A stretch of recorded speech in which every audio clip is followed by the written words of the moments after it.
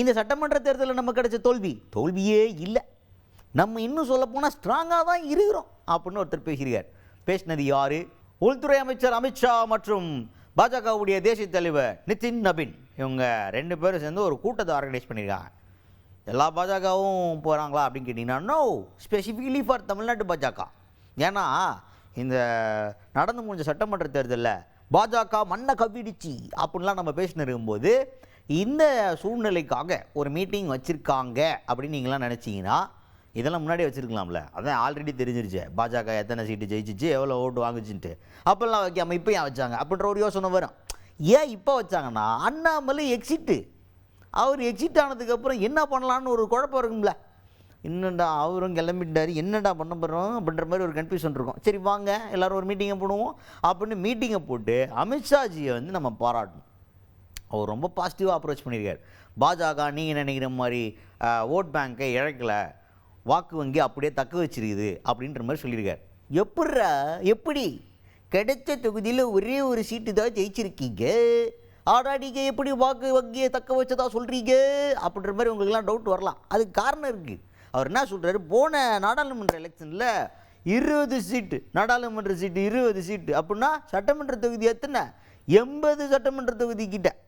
அப்போ அதில் வாங்கின வாக்கு சதவீதம் பார்த்தீங்கன்னா 11, கரெக்டாக 11 சம்திங் அந்த மாதிரி வருது, 11-12 வருதுமா. அப்படியே நீங்கள் இப்போ நடந்து முடிஞ்ச சட்டமன்ற தேர்தலில் எத்தனை சீட்டு கிடச்சிச்சு சட்டமன்றம்? 5 சீட்டு, அதில் ஒன்றே என்னது இதில் ஒரு ஓட் பர்சன்ட் சாரா? இதில் வாங்கின பர்சன்ட்லாம் நீங்கள் கணக்கு 3.66னா ஒரு பர்சன்டேஜே கிடையாது. அதெல்லாம் கணக்கில் வச்சுக்காதீங்க. நீங்கள் 5 சட்டமன்றம் தான் நம்ம கொடுக்குது, 80 சட்டமன்றத்துலேயே நம்ம 11-12 வச்சுருந்தான். அப்போ பார்த்தீங்கன்னா நம்ம அப்படியே அந்த வாக்கு வங்கியை தக்க வச்சுருக்கிறோம். அது இதனால் நீங்கள் துவண்டு போயிடக்கூடாது. எனர்ஜெட்டிக்காக தேர்தலை நோக்கி தேர்தல் பணியை நீங்கள் மேற்கொள்ளணும் அப்படின்னு சொல்லிட்டு உத்வேகம் கொடுக்குற மாதிரி பல கருத்துக்களை பேசியிருக்காரு அமித்ஷாஜி. அதுக்கப்புறம் முக்கியமான பாயிண்ட்டு, இப்போ அண்ணாமலை போனதுக்கப்புறம் என்ன பண்ணலாம் அப்படின்னு பேசினாங்களா இல்லையான்னு கேட்டால் அவர் தான் போயிட்டார். அவரை பற்றி ஏன் பேச போகிறாங்க? அவர் எக்ஸிட்டு. இப்போ பாஜகவை எப்படி வளர்க்கலாம் அப்படின்றது தான் பேச்சு.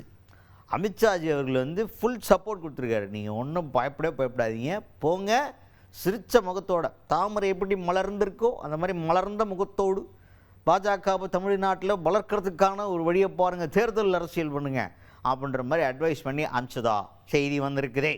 இதுதான் இன்றைக்கி நடந்த கூட்டத்தோட முக்கியமான ஹைலைட்.